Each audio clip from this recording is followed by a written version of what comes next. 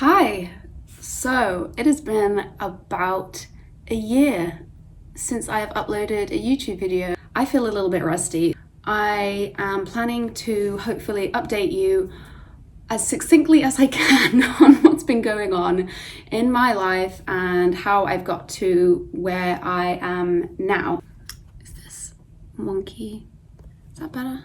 So for all of you who have not been following along on Instagram and just haven't seen me in a year, briefly updating as best as I can, I was living in an apartment in Brighton, which is probably where you last saw me. That was all going great for the first year that I moved in, or as good as I can expect.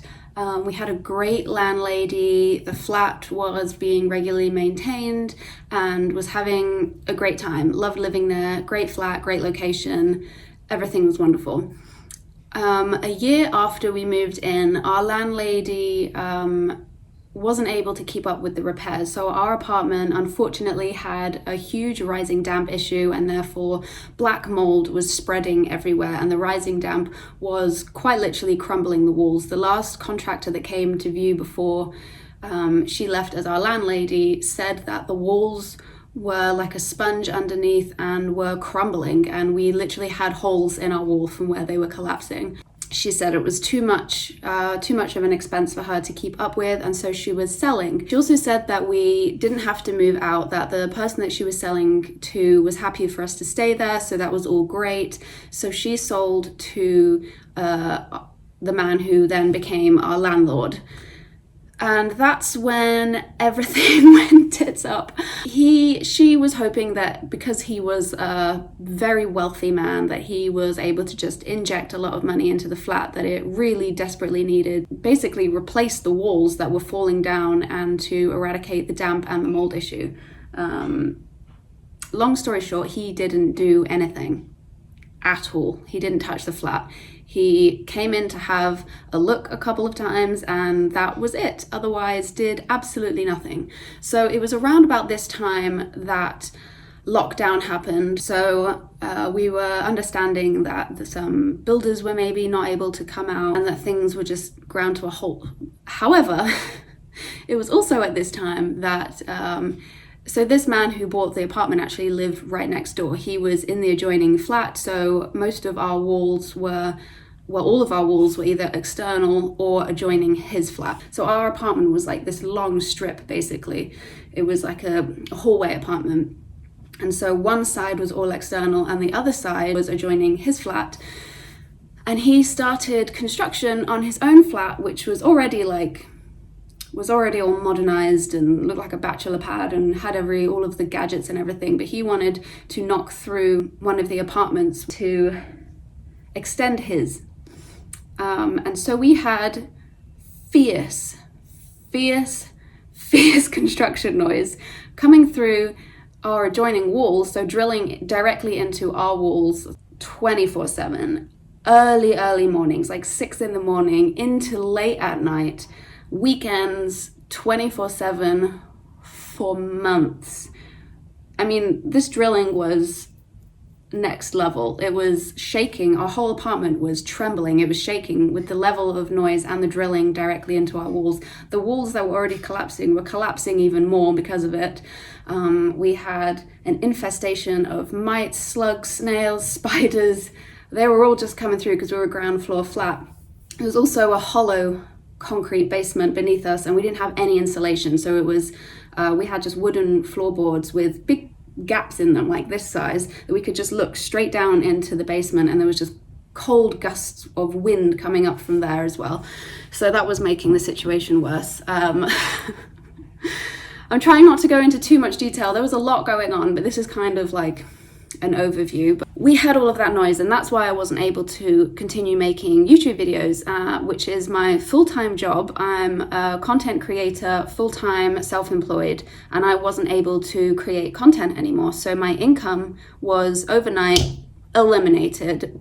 We were also in lockdown, so I wasn't able to work from anywhere else or record outside videos for the meantime. It was with the noise going on and with the mold and damp issues and with lockdown, it was an absolute living nightmare. Also, because of lockdown, we weren't able to just move into another apartment. We had looked at other places and it was just impossible to move. After about a year of this, the first time I actually met this man, he was staring at me through my bedroom window. He had come in through the alleyway that was separating the street from our bedroom with the wall, and he had come in through there to look through the bedroom window and was just staring at us. While I was getting changed in the morning in my bedroom. So quickly sent an email saying how frightening that was, and he sent one back saying he's fully in his right because he owns the property. So that's just kind of the level of person that I've been dealing with. But then the world started opening back up again, and so we were thinking about our escape plan, basically. But because everything was locked down for so long, when things did start opening up, the housing market just went haywire, and there's been a housing crisis in the UK for months. So we had to start thinking outside of the box a little bit, think creatively, and figure out where we wanted to go. We couldn't stay where we were. We weren't able to just get another apartment somewhere else. We're not in the position to buy a property, so what are we going to do? So we decided ultimately that this was the best opportunity for us to go traveling. Traveling is something that I have wanted to do ever since I can remember. It's another reason why I've always lived fairly minimally, because I always knew that my things were going to have to be let go of at some point, because I knew I wanted to go traveling. So this has always been my plan. I didn't know how the traveling was going to work. I just knew that traveling was in my future. And so we were discussing it, and we both want to travel, and we needed to leave our apartment, and we weren't able to get another apartment. So it felt like the universe really conspired to say, hey, here's the perfect opportunity for you, go traveling. So we began packing up our stuff, and mainly donating and selling as much as we possibly could.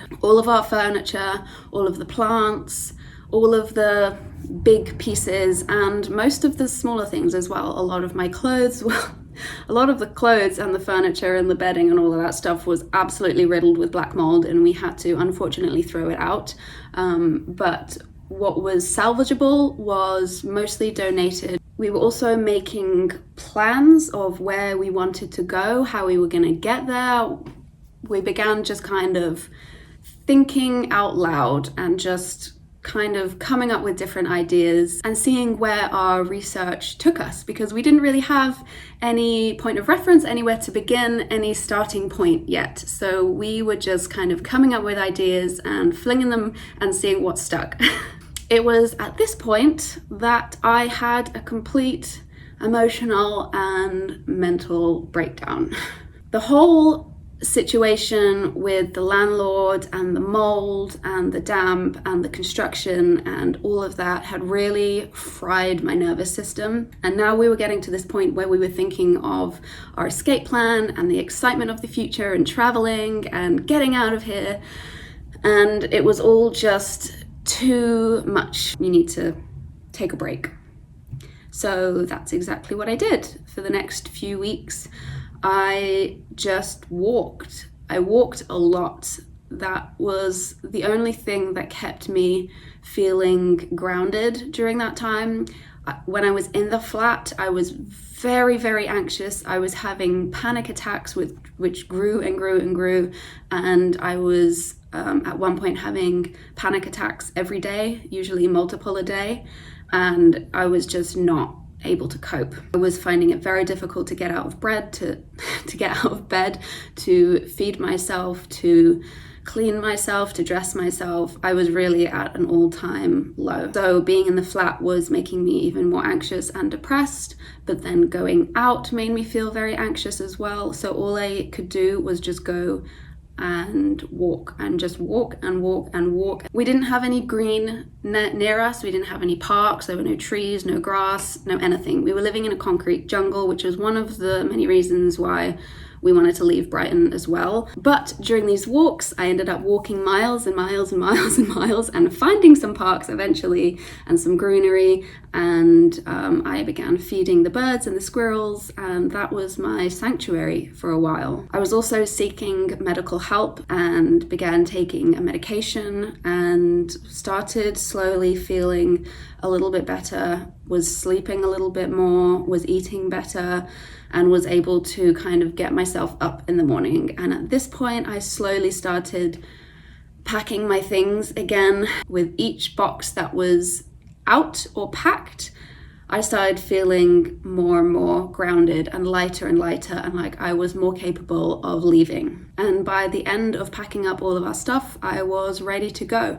So we handed in our notice, we booked a man and a van, and we took what was remaining into a storage place. And what we needed was absolutely essential to bring with us.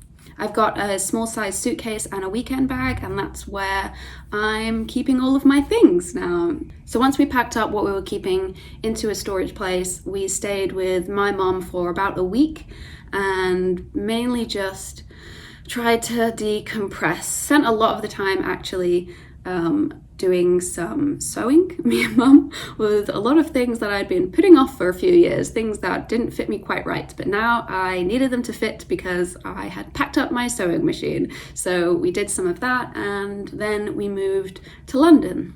We spent 3 weeks in Richmond Park, London, West London, with this lovely, beautiful, gorgeous dog named Lexi, and living in this house, such a beautiful house, right on the entrance to the park. It was exactly what we needed after leaving grey, old, concretey Hove. It was just such a nourishing time being able to spend this time with this dog and caring for her and walking her and relaxing and hot tubbing in the garden, and the sun was shining. It's just such a beautiful time, and I'll always remember that as such a little sanctuary for us. And then after that 3 weeks was up, we moved to East London, which is where I am now. We're in Hackney, and we're here for 2 weeks, and we're looking after 2 little gorgeous kittens, one named Monkey and one's named Blue. So I have a namesake here as well, and we're just enjoying more of the city life. We're right exactly where everything's happening. We're right in the middle of all of the best vegan restaurants and art scene, music scene.